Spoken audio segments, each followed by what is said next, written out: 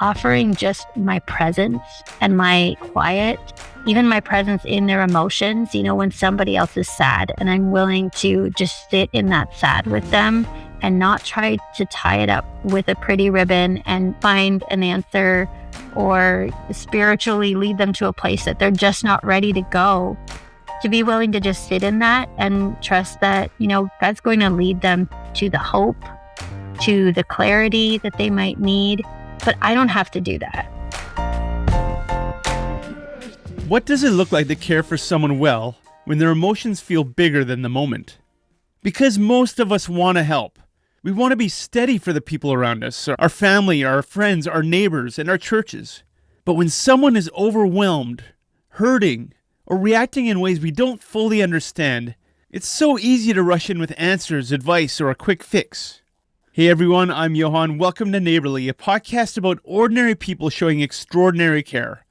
Today, Shannon sits down with someone who is no stranger to Neighbourly, Alicia, a CareImpact trainer whose own journey through foster care, adoption, and trauma-informed learning has shaped the way she helps others understand safety, presence, and compassion. But this isn't just a conversation about training. It's about a bigger question. How do we become the kind of people who can stay curious, offer safety, and sit with someone in the messy middle without needing to fix everything? Let's listen in and join Shannon and Alicia at the table. Alicia, I'm so glad that you are on the podcast today. You are not new to this podcast. You've been on a couple times. And Alicia, we love her at CareImpact. She's such a core part of this team. And I can't wait for our listeners to hear more of what you do and your heart for it. But before we get into that, we always start with the same question. Growing up, who was a neighbor that you will never forget? Yeah, this question was actually a little tough for me. And then I listened to the episode from last week and I was like, oh, my answer is the same as hers. So I grew up in a very rural community. So I felt like my concept of neighbors was not like a lot of other people's. Like my neighbors were not right next door. It was a little ways away. So I don't feel like we necessarily did a lot with like our neighbors, the people that were, next door to us, because really it was like a next field away, right? It was a very agricultural community. But what did come to mind is that I went to a rural community public school. So really everybody at my school were like the people in my neighborhood, which was large, but in a rural community like that, it was really neat to have all of those families come together in that one place where basically all the kids in the community went to that same school. And so I remember, like at Christmas time, there'd always be like the Christmas concert and then all the families would be there. And because it was like a rural farming community, it was like moms and dads and siblings, like everybody was there. Even when we had like middle of the day events, like we would have like a school picnic at the end of the year. And the families would be there. And so I like looking back now, I realize how unique that was. It really did give me that sense of neighborhood when I was at my school every day. Like all the kids were living similar lives to me. So like we were all coming from these farms in the community and we kind of lived that same lifestyle. Yeah. Oh, that's beautiful.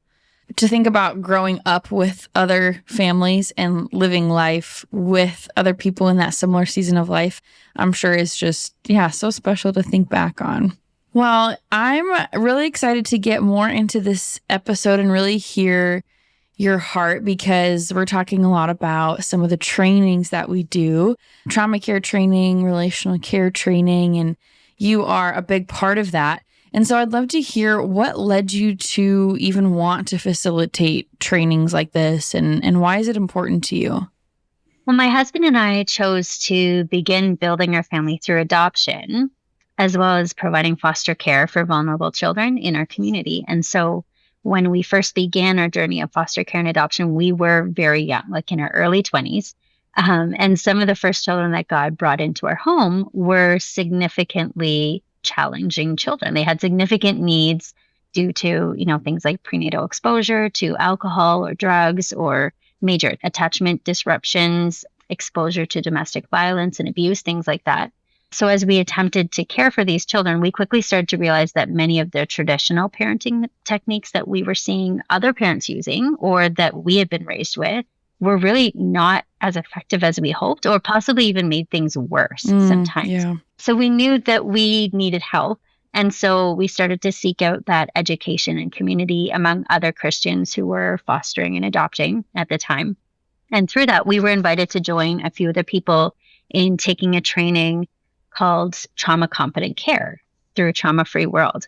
And then at the same time, we also started attending the Replanted Conference in Chicago each year. And through those experiences, we began to learn more about what it was that our children really needed from us and how to help them feel safe and experience healing, and why their behaviors were sometimes really baffling to us. So this gave us so much hope and clarity in our parenting journey. And I'm just so grateful that we were given those opportunities to learn. And so the more that I learned, the more that I wanted to be able to share this information with other families. And not just for foster and adoptive families. What we really started to realize was that this information is really for everyone, everywhere. And that's what I tell people about trauma care training. I really believe that it's for everyone, everywhere, especially people in the church, because trauma is so common in today's culture. And for the church, as we want to come in and impact and interact with people who are hurting, what we want is to be equipped to do that in ways that are truly helpful and healing. Yeah.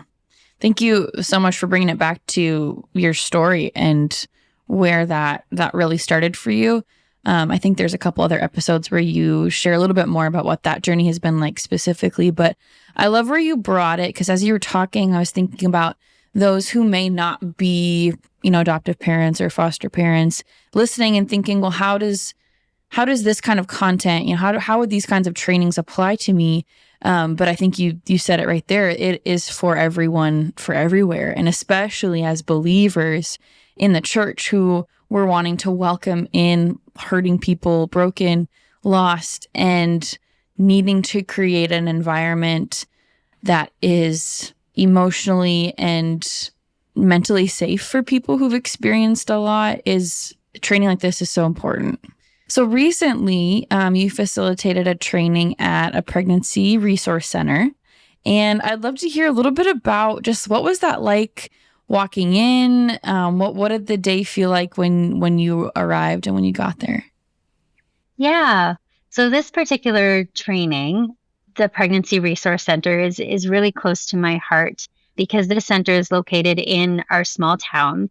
And I know so many of the people who are investing their time and their energy and their resources in this ministry. And I know that this center is also serving a vulnerable population that is really close to my heart as well, especially as a foster parent. So I'm just so grateful for the way that they have come alongside these young women and men and families to try to build in upstream supports. Mm-hmm. So this center has been so eager to host me over the past couple of years, and inviting me into their space to train their staff and volunteers, and just to provide a space where they can talk and learn and really work to understand their clientele better. So when I came into the room, I really was walking into a space where there were several people that are very familiar and dear faces whom I feel comfortable with, which was really nice. My friend worked to help me set up, and we ended up using a couple of diaper boxes to set up my computer so that it would be like at the right height for my presentation, because we didn't have quite the right size of table or stand. And so that was kind of funny, because I thought, how fitting is this that as we talk about this together, I've got my computer propped up on diaper boxes Mm-hmm. that have been donated by these generous community members at the Pregnancy Resource Center. So I'd say everyone came in feeling pretty light and friendly. They were chatting and pulling out snacks and exchanging hugs and conversation, that kind of environment. It was really comfortable. Yeah. When you're getting ready for these kinds of trainings and you're thinking about prior experiences of it, what have you learned helps you to really facilitate a learning experience that kind of goes deeper and goes beyond some of that surface level? I think one of the key aspects is just, making sure that as we all come into that space, and particularly as I, begin my presentation, that they can really see me as another human being. That sounds funny, but that I'm not just standing there as the trainer, that I'm here with them. And so often what I try to present near the beginning is, a little bit about my story and what's brought me here, and really trying to help people understand that when I'm in the training room with them, I'm here to learn alongside, and that I really want to hear from them as well, because there's a lot of people that I end up, training who hold a lot of pieces of knowledge and some that I don't have. So it's really beautiful when we're able to step into that conversation and end up learning from each other. But I feel like it's really important for participants to feel that comfort that I want you to share. I want you to, even disagree or have different opinions, and let's talk it through. Let's figure out, like, what are your questions? What are your thoughts? Or what are your learning experiences that would contribute to this conversation? Yeah, I'd love to hear some of those more specific moments that stood out to you, but to maybe give our listeners a little bit of context in a nutshell, what was some of the content that you were training or sharing with this group, just kind of generally speaking? Yeah. So my content at this training was called Navigating Overwhelming Emotions. And so we were really talking about, first of all, what do we do with our own overwhelming emotions? So when we are having overwhelming emotions, what's going on in our brains and our bodies, our nervous systems? What might we be experiencing on a holistic level? And then how does that impact our ability to interact with other people around us? So really, even though I was definitely coming to serve as far as, helping to equip them in navigating overwhelming emotions with other people, but what we ended up talking about a lot is our own overwhelming emotions. And I think the more that we understand what to do with our own emotions, the more compassion and empathy that we have for other people's big emotions. And it just helps us to have better clarity as to, like, what approach is needed here. If I know what works for me when I'm feeling overwhelmed and I'm comfortable with my own emotions, then it really does help me to be able to enter into somebody else's experience and not feel easily threatened or triggered by that. Yeah. That's so good. I think about how helpful that would be for me. And I'm not even a parent. I'm just thinking about daily life. And that's so good. So I'd love to hear then, what were some of those moments from that training that really stayed with you of what people were learning and what was just coming to mind for them? So one of the moments that really stayed with me from this training was when one participant was really digging into the content and asking some really good and hard questions about our emotions and how God sees our emotions and what it looks like to understand our emotions in light of the gospel and the Holy Spirit's work in our lives and sanctifying us, all of that. And really she was gently but persistently, like, disagreeing with the approach that I was taking to the content. And it was just that sort of moment where you feel this tension build, right? But one of the things that I love most about the time that I've spent learning about trauma and its impact on people is that it's really helped me to learn how to exercise curiosity. A phrase that we often repeat is curious instead of furious. And this little line really is so helpful in practicing active listening and offering those felt safety strategies and honestly just this posture of humility. So it was really encouraging because I felt like I was able to really just lean into this participant's questions and perspectives and open up conversation and allow the rest of the group to provide their feedback as well. That's a great example of, we talked about this on our last episode a lot, about remaining curious and related to making assumptions about others, but just that same concept of maybe easy, you're probably navigating your own emotions in that moment and thinking, okay, pause, let me hear where this person's coming from. Let me really ask good questions to help, them learn, but also yourself learn. And yeah, that's such a great learning opportunity, I think, for everybody. So Alicia, as you were going through that moment, what are some of the things you noticed either in the room or in yourself as you were walking through that with that participant? Yeah, in myself, I really sensed this, like, urgency to try to fix it, talk more, explain more, which is so often what we feel when we sense some kind of threat to our own perspective or our own experience. But I also sensed this calmness and confidence that was really neat to feel.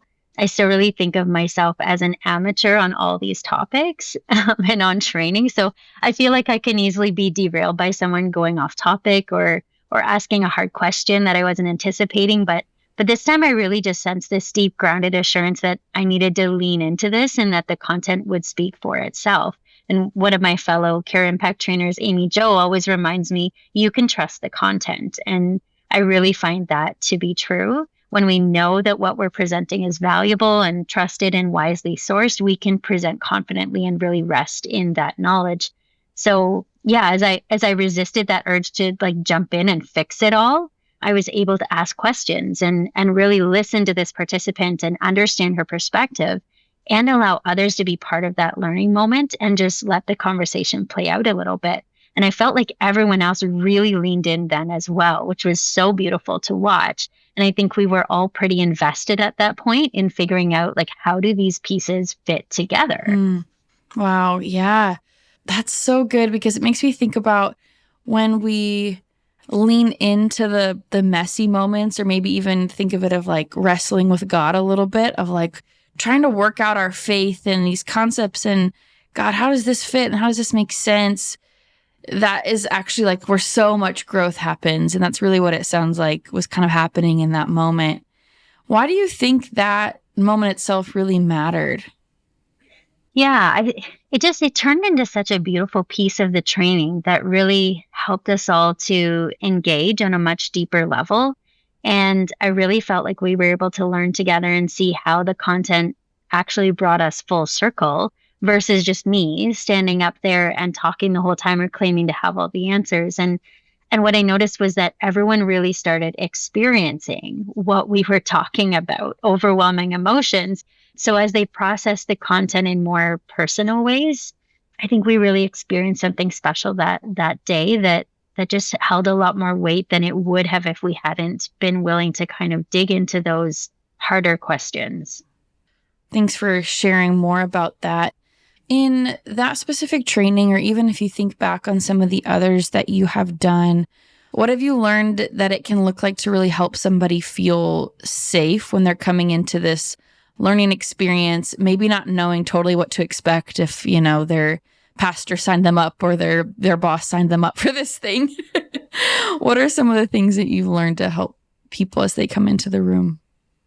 Yeah. One of the things that I always like to do at the beginning is really help people find their own personal why for being there. People feel safer when they feel like they're not expected to all be coming for the same reason or with the same story. And so to try to, to share my why for being here, but then really opening it up and giving them a chance to actually, often I'll have them maybe draw something or sketch something or write something down, or actually like physically taking some time and space to think about like, why am I here? And what are my expectations for this? I think just really allows people right from the get-go to be honest about their experience and how they're feeling about being here. And then, like we talked about before, just curiosity, asking questions, making sure that people have opportunity to speak. I tend to, I prepare the trainings and I've been so invested in it. I've been studying all the material and prepping the slide notes, all of the things, right? And then I have so much that I want to say and usually like such little time. And it's so tempting for me to just talk the whole time. Like, I've got content to move through and it's all so great. I just really want to move through it. But again, like something I've learned from my CareImpact team is just the value of asking really good questions and making sure that I'm giving time and space for people to process at their own speed. And that might look different than what I prepared. It might look different than what I hoped for and thought was what they needed. But people really do learn best when they're given the freedom to process things at their own pace and have some time to be able to learn together. That's the other thing. We usually try to do some group work in our trainings to make sure that people have time to stop and have conversations with the people who are next to them or a pre-assigned group, whatever it might be, so that they're not only learning from the presenter and the slide deck, but they're also having conversation with each other as participants and they're asking each other questions. They have more time to speak. Yeah. And to give our listeners a bit of a picture, because I'm thinking about how they could see themselves in this, as they're hearing you talk about people, coming into the room. Aside from a pregnancy resource center, what are some of the other types of groups that you have done this training or similar trainings with? Hmm. I don't feel like I've ever had a training that is just kind of one group of people, even with this training, even though the reason we were all there was because they were all connected to the Pregnancy Resource Center. What I found is that they were applying the material across the board in their lives. So they weren't just thinking about this material in regards to their relationship with the clients or their work at the Pregnancy Resource Center. They were thinking about it, with their family and their friends and the people they go to church with and their neighbors. So in other trainings as well, I definitely often there are, foster families, adoptive families. I've done some training with different camps in working with that type of ministry. Mm-hmm. Girls clubs, boys clubs, people who are working with children or youth who have experienced significant trauma. But I feel like the repeated question that I've had every time I do a training, because I'm a parent and I'm parenting children who've experienced trauma, I tend to use a lot of examples of my children or my experiences with children. But inevitably, people are always asking, like, what about other adults in my life? Like, what does it look like for, my brother or my nephew or my neighbor who I'm close with, who I know has experienced traumatic things? What does it look like for me to translate this to them? So one of the things at CareImpact that we've become really passionate about is really making this material really easy for people to translate into the experiences that they're having with all those different people in their lives, and just broadening that language a little bit, because the same types of strategies that we would use with kids are the strategies that we are going to use with adults as well. But sometimes we need help kind of connecting those dots, right? And figuring out what would it look like to provide safety to an adult who doesn't feel safe, or what does it look like for me to really listen and practice active listening with another adult versus a child? Or what does it look like when an adult's brain and body is overstimulated or dysregulated? What does that look like, and what should I do in that moment? Because a dysregulated adult looks a lot scarier than a dysregulated 5-year-old, right? And so even though we're using the same types of strategies, sometimes it's worth really having those conversations and digging into that.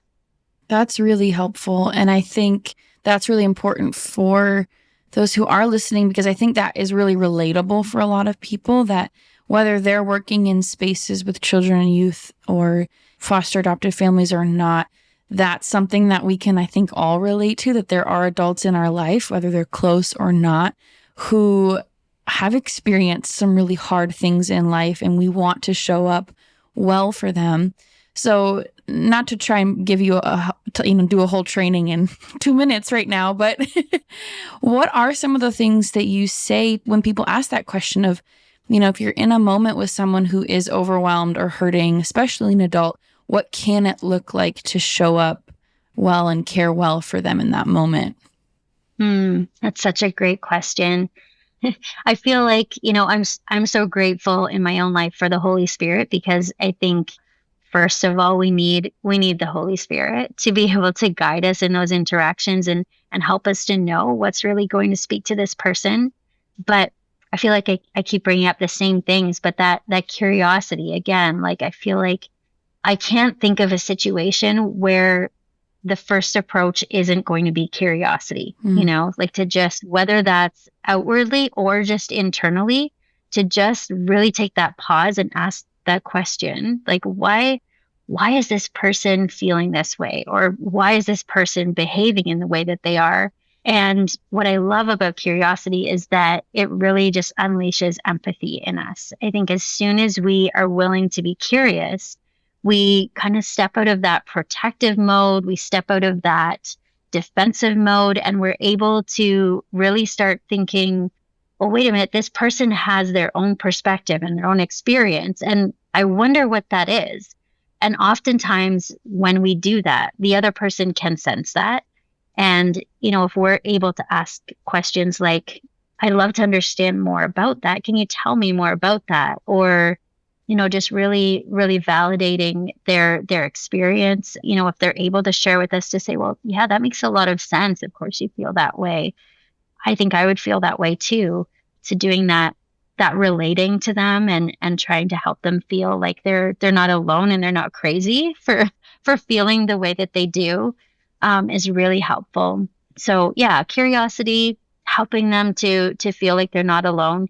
And then really, if it's the kind of relationship where you're able to really try to offer those regulation type strategies. So, Mm. we all know that sometimes just taking a deep breath can be really helpful. If it's a child that you're working with, you might be able to say it. That's simply like, hey, can you take a deep breath with me? Or there's lots of different fun regulation tools that we have with, especially for younger kids, things like a bowl of hot soup or a mug of hot chocolate where you're, gently blowing to cool it off and then gently inhaling to smell it and those kinds of strategies, figure eight breathing, things like that. Obviously with a youth or with like an older youth or an adult, it might not feel as comfortable to prompt them to take a deep breath. um, they might feel kind of judged if you do that to them, right? But there's still ways that we can notice that dysregulation that's happening in their bodies and figure out how to work that out. So maybe it's even just like, hey, do you want to take a walk? And just walking as you talk is going to allow their bodies to move around a little bit instead of feeling so stuck. Drives, I find, are also great. If you're in the car talking to somebody and you don't have that direct eye contact, sometimes offering, like, do you need a minute? There's a space over here where it's quiet. Do you want to just take a break for a minute? Things like that can be really helpful in just helping somebody to be able to step away from that moment for a little bit and not feel the pressure. Yeah, that's so good. So many practical tips there you've just shared. And one thing I think about, you kind of mentioned this earlier too, is I can sometimes default into wanting to fix a situation or fix something. And I'm really trying to work on not defaulting to that. And so in that same vein, maybe what is something people don't need to have figured out before they step into, a kind of situation like that, where they don't need to have that pressure of going in trying to fix something? Any thoughts around that? Mm-hmm.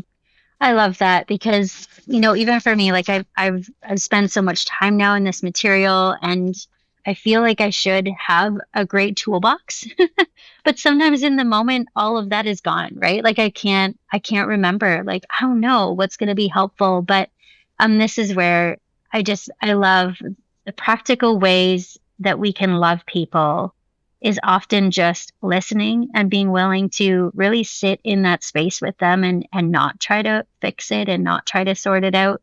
I think one of the things that I've really learned over the last few years in my own life and walking with others who have been through some really difficult things is that offering just my presence and my, just my quiet, steady presence, even my presence in their emotions, when somebody else is sad and I'm willing to just sit in that sad with them and not try to tie it up with a pretty ribbon and find an answer or, spiritually lead them to a place that they're just not ready to go, to be willing to just sit in that and trust that, God's going to lead them to the hope, to the clarity that they might need.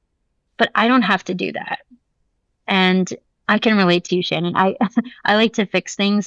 That's been a real challenge for me to learn that skill. And that's something that I'm working really hard to learn. And God's been really faithful to bring me into a lot of experiences where I get to practice that over the last few years. So yeah, I think that I'm slowly getting better at that. But to be able to just say, oh, that sounds really hard. Like, I'm sorry. I'm really sorry that you're walking through that, or that makes sense. That makes so much sense that you would feel that way. Even just offering, that the little line, like, of course you do, like, of course you feel that way. And we all need to feel like we're not alone and we're not crazy when we're having overwhelming emotions. And I think that offers a lot of safety and connection. Yeah, so good. Well, we're getting to the end here of our time together. Is there anything, Alicia, that I haven't asked or anything just on your heart to share that you want to say before we close today? I'm thinking about, we talked quite a bit about this training, and we alluded earlier to that idea that trauma care is really for everyone everywhere. And we talked a bit about how important it is for the church in our role and the ways that we're trying to step into community. But I think that's really been on my heart lately, and something that I've really come to notice and see. And, as I've walked through hard experiences in my own life, and as I've watched other people walk through difficult experiences, and really seeing the church, I think I've seen it both ways. I've seen experiences where the church really stepped in and was able to care in really, really wonderful, thoughtful ways, and really come alongside and support people in navigating those difficult circumstances. And then I think, most of us have also seen the alternative, where we see, the church step in, and instead of finding safety, that person feels a lot of judgment, or feels a lot of that fix-it culture where, we want to kind of slap on our programs and our agendas onto other people and their situations. And yeah, I guess I'm really hopeful for the church in Canada. I think that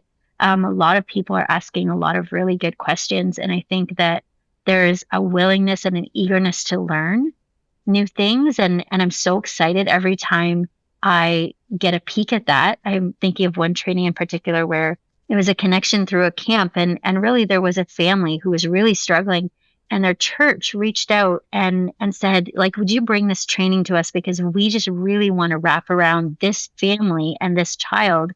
And that was so encouraging to me, because I thought, wow, that's what church is supposed to look like. Like they knew that they didn't have the answers, but they really wanted to be helpful, and they were really mindful of helping in the right ways. And so they reached out. They took the initiative to say, like, I wonder if this is something that would be helpful to us. Would you help us to understand better?